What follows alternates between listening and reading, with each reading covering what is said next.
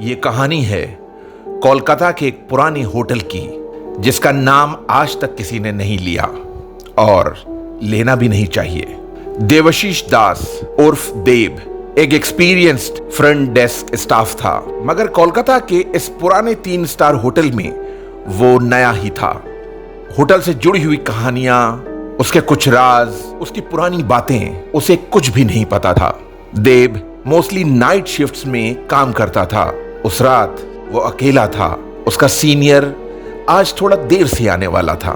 रात के ठीक 12 बजे रिसेप्शन का फोन बज उठा।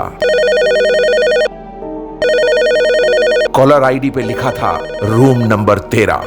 देव ने फोन उठाया। Hello, front desk. एक मर्दाना आवाज आई, ठंडी और शांत। सुबह 5 बजे मुझे वेकअप कॉल चाहिए। उसने सिस्टम में वेकअप कॉल शेड्यूल कर दिया, मगर जब उसने चेक किया तो रूम नंबर 13 तो खाली था। जब से वो इस होटल में आया था, उसने किसी भी गेस्ट को रूम नंबर 13 में चेक इन करते हुए नहीं देखा। देव ने इसे सिस्टम एरर समझकर इग्नोर कर दिया। रात 1 बजे फिर फोन बजा, फिर से रूम नंबर 13। इस दफा किसी मर्द के बजाय लाइन पर एक औरत थी। प्लीज मुझे 6 बजे वेकअप कॉल चाहिए। उसकी आवाज बिल्कुल बेजान थी, जैसे किसी ने जिंदा लाश से बात करवाई हो। अब देव के हाथ ठंडे पड़ गए थे। सिस्टम चेक किया, कमरा तो खाली था। देव को अब यकीन हो गया था कि यकीनन इस कमरे में कुछ तो गड़बड़ है। उस वक्त अनिर्बान, एक नया रूम सर्विस बॉय, रिसेप्शन पे आया। देव ने उससे कहा, अनिर्बान, जरा जाकर रूम नंबर 13 चेक कर लो। वैसे तो वहां कोई गेस्ट नहीं है, लेकिन उस रूम से हमें कॉल आ रही है। हो सकता हो कि अपना कोई स्टाफ वहां से हमें प्रैंक कॉल कर रहा हो। अनिर्बान भी इस होटल में नया आया था। उसे भी इस होटल से जुड़ी हुई किसी कहानी का पता नहीं था। अनिर्बान बिना कुछ सोचे सीधा रूम नंबर 13 की तरफ बढ़ गया। दरवाजा बंद था। उसने कई बार नॉक किया। जब कोई जवाब नहीं आया, फिर उसने मास्टर की से दरवाजा खोला। अनिर्बान ने धीरे से कहा, एक्सक्यूज मी सर, लेकिन अंदर से कोई जवाब नहीं आया। थोड़ी देर बाद उसने फिर कहा, सर, मैं अंदर आ सकता हूं? यह कहता हुआ जैसे ही वो कमरे के अंदर पहुंचा, वहां उसने एक सर्द हवा का झटका महसूस किया।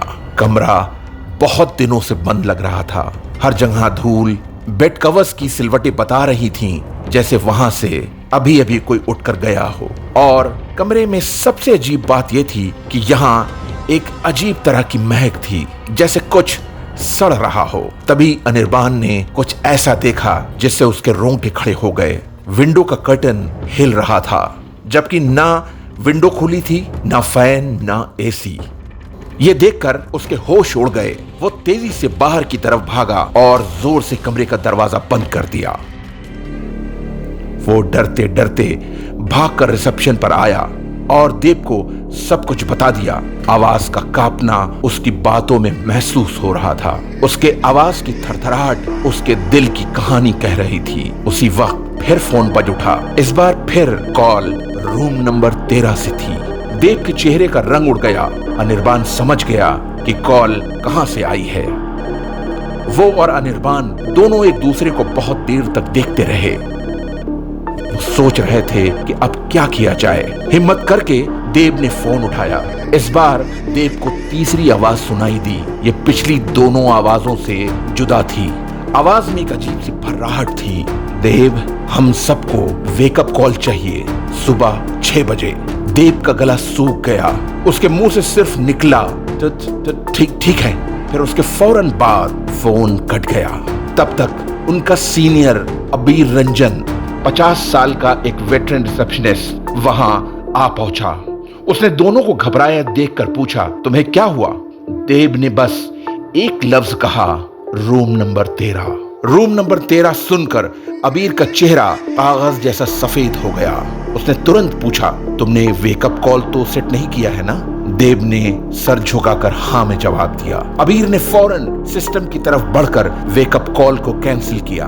फिर उसने धीरे से कहा, वो कमरा बहुत दिनों से बंद है। कुछ साल पहले वहां 3 लोगों ने सुसाइड किया था, 2 गेस्ट और एक हमारा होटल स्टाफ। उसके बाद से वो कमरा उन तीनों के कब्जे में है। होटल मैनेजमेंट ने बहुत कोशिश किया कि उस कमरे में गेस्ट को रखा जाए, लेकिन वहां टिकने वाले गेस्ट के साथ अजीब अजीब हादसे होने लगे। कोई आधी रात को उनका गला दबाने लगता, तो कभी कोई बिस्तर से उन्हें गिरा देता, तो कभी कोई उनका सामान जमीन में पटक के तोड़ देता। और एक पहुंचे हुए बाबा ने कहा कि इन रूहों को इसी कमरे में शांत रहने दो, इन्हें जगाने की कोशिश मत करना, रूम नंबर 13 कभी नहीं खोलना। उन रूहों की कोशिश रहती है कि कोई उन्हें उठा दे। बाबा ने बताया था अगर ये रूहें जग गईं तो पूरे होटल को बर्बाद कर देंगी। अबीर ये कहकर चुप हो गया। तभी इस सन्नाटे को चीरती हुई एक फोन की घंटी बजी। Room number 13 calling. उन तीनों में से किसी की भी हिम्मत नहीं थी कि वो फोन आंसर कर सके। देव के सीने में एक तूफान उठ रहा था कि आज रूम नंबर 13 बहुत दिनों के बाद खुला है। क्या वो रूहें कमरे से बाहर निकल आई हैं? क्या वो रूहें पूरे होटल को अपनी चपेट में ले लेंगी? क्या वो रूहें आज आजाद हैं?